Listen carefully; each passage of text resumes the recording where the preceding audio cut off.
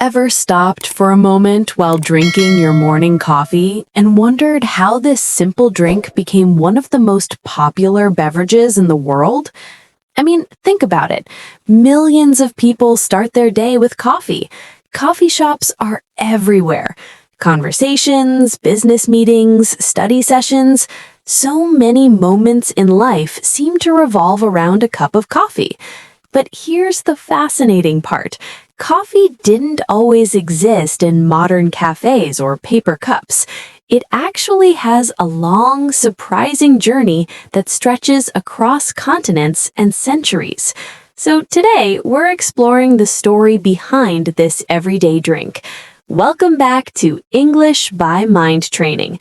I'm Sarah, and in today's episode, we're diving into the history of coffee, how it was discovered, how it traveled across the world, and how it eventually became the global drink we know today.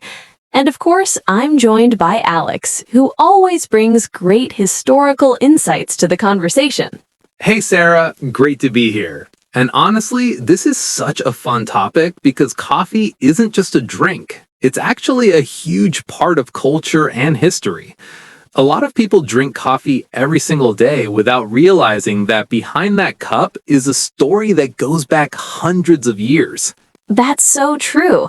I think most people see coffee as just a normal part of their routine, but the journey of coffee is actually pretty incredible. So Alex, let's start at the beginning.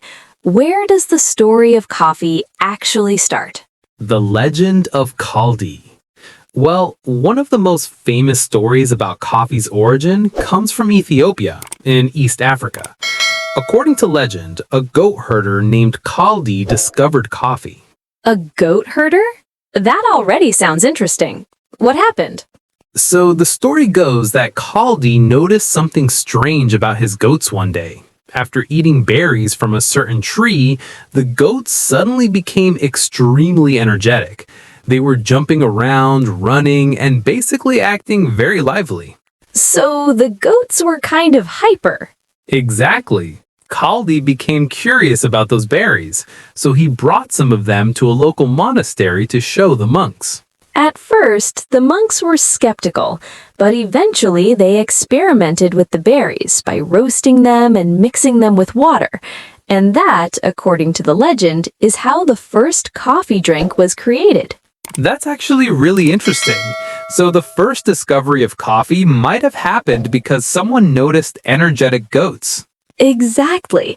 Now, historians aren't completely sure how accurate that story is, but it's one of the most famous legends connected to coffee. So, after that early discovery, how did coffee start spreading? Coffee first became popular in the regions of Ethiopia and Yemen. By the 15th century, coffee was being grown and traded in Yemen, especially in the port city of Mocha. Wait, is that where the word mocha comes from? Yes, exactly. The city of Mocha became famous for exporting coffee beans to other parts of the world. People in the region started roasting the beans, grinding them, and brewing them into the drink we recognize today. So, coffee drinking actually began in the Middle East. Pretty much, yes. And it quickly became popular in social and religious settings. I've heard that coffee houses played an important role. When did those first appear? Coffee houses began appearing in the Middle East in the 15th and 16th centuries. Cities like Mecca, Cairo, and Istanbul had some of the earliest coffee houses. And what were those places like? They were social centers where people gathered to talk, listen to music, play games, and discuss ideas. In many ways, they were similar to modern cafes. So, coffee wasn't just about the drink, it was about the social experience. Exactly. People would meet there to exchange news, discuss politics, and share stories. That's actually one of the reasons coffee spread so quickly. So, how did coffee move from the Middle East to Europe? Coffee arrived in Europe during the 17th century, mainly through trade routes. Merchants brought coffee beans to cities like Venice, which was an important trading center at the time. And how did Europeans react when they first tried coffee? At first, some people were suspicious of it. There were even debates about whether coffee should be considered a good drink or something dangerous. Really? That sounds surprising. Yes, but eventually, coffee became extremely popular. By the late 1600s, coffee houses started appearing across Europe. Cities like London, Paris, and Vienna quickly embraced coffee culture. Penny universities. I've heard the term penny universities connected to coffee houses. What does that mean? That's actually a fascinating part of coffee history. In London, during the 17th century, coffee houses became places where intellectual discussions happened. For the price of 1 penny, which bought you a cup of coffee, you could sit and listen to conversations about science, politics, philosophy, and business. So people could basically learn from those discussions. Exactly. That's why people started calling coffee houses penny universities. They were places where knowledge and ideas were shared. That's actually really amazing. Coffee shops were kind of like centers of learning. So when did coffee arrive in America? Coffee became popular in America during the 18th century. At first, tea was actually the more common drink, but that changed after the American Revolution. Why did that happen? After the Boston Tea Party and tensions with Britain, many Americans started avoiding tea. Coffee became the preferred alternative. So political history actually helped coffee grow in popularity. Exactly. Over time, coffee became part of American daily life. Fast forward to modern times and coffee is everywhere. What caused coffee culture to grow so much? Several factors played a role. Industrial production made coffee easier to distribute. Coffee companies began creating new brewing methods. And of course, coffee shops became important social spaces again. Which is something we still see today. People meet friends, work on laptops, and have conversations in coffee shops all the time.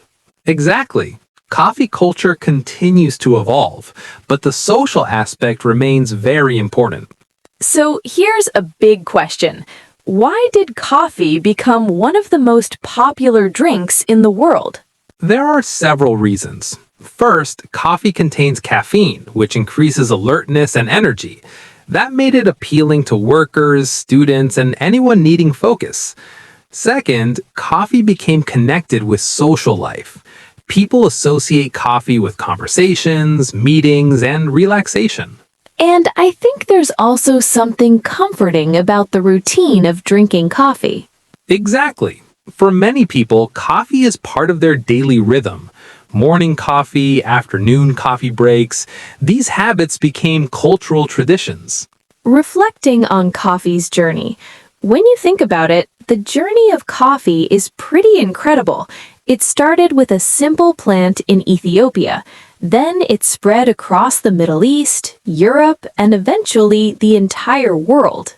Exactly. And along the way, coffee influenced trade, culture, and even intellectual discussions. It's amazing how a small bean could have such a big impact.